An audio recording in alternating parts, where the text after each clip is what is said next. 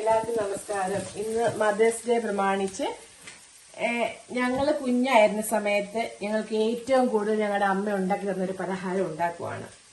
ഇന്ന് അമ്മ ഞങ്ങളുടെ കൂടെ ഇല്ല, പക്ഷെ ഇന്ന് അമ്മ ഓർമ്മ വന്നപ്പോൾ എനിക്കിത് ഉണ്ടാക്കണമെന്ന് തോന്നി, അതുകൊണ്ട് ഞാൻ ഉണ്ടാക്കുവാണ്. ഇത്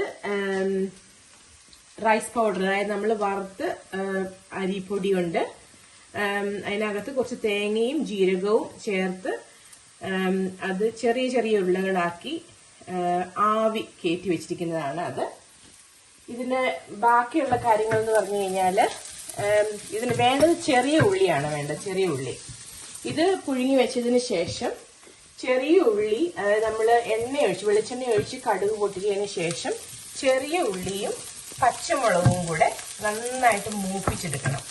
നന്നായിട്ട് എനിക്കിപ്പോൾ ചെറിയ ഉള്ളി ഇല്ലാത്തതുകൊണ്ട് ഞാൻ സവോളയാണ് യൂസ് ചെയ്തിരിക്കുന്നത്. ചെറിയ ഉള്ളിയും പച്ചമുളകും കൂടെ നന്നായിട്ട് മൂപ്പിച്ചെടുത്തതിന് ശേഷം നമ്മൾ ഈ ഉണ്ടാക്കി വെച്ചിരിക്കുന്ന ഈ ഉരുളകള് ഇതിനകത്തേക്ക് ഇടുക. ഇതിനകത്തേക്ക് ഇട്ടിട്ട് നന്നായി മിക്സ് ചെയ്യുക. നന്നായി മിക്സ് ചെയ്തിട്ട് ഈ ഉരുളകൾക്ക് ഒരു ബ്രൗൺ, അതിന്റെ തൊലിയുടെ ഒരു കളറ് മാറി വരും, ഒരു ഗോൾഡൻ കളറ്. ഫുള്ളി ഗോൾഡൻ ആവില്ല, എന്നാൽ ഒരു ചെറിയ രീതിയിൽ ഒരു ഗോൾഡൻ കളർ ആവുന്നിടം വരെ ഇത് നന്നായിട്ട് മിക്സ് ചെയ്യുക. മിക്സ് ചെയ്തിട്ട് ഇത് പിള്ളേർക്കൊക്കെ 4 മണി പലഹാരമായിട്ട് കൊടുക്കാൻ വളരെ നല്ലതാണ്. കരിവേപ്പില, ഈ സവോള നമ്മളെ ഉള്ളി വഴറ്റുന്ന കൂടെ കുറച്ച് കറിവേപ്പില കൂടി ഇടുവാണെങ്കിൽ നല്ല ടേസ്റ്റ് ആയിരിക്കും. ഇതിന്റെ കൂടെ കഴിക്കാൻ വേറെ ഒന്നും വേണ്ട, ഇങ്ങനെ മാത്രം കഴിക്കാൻ ഇത് ഒത്തിരി നല്ലതാണ്.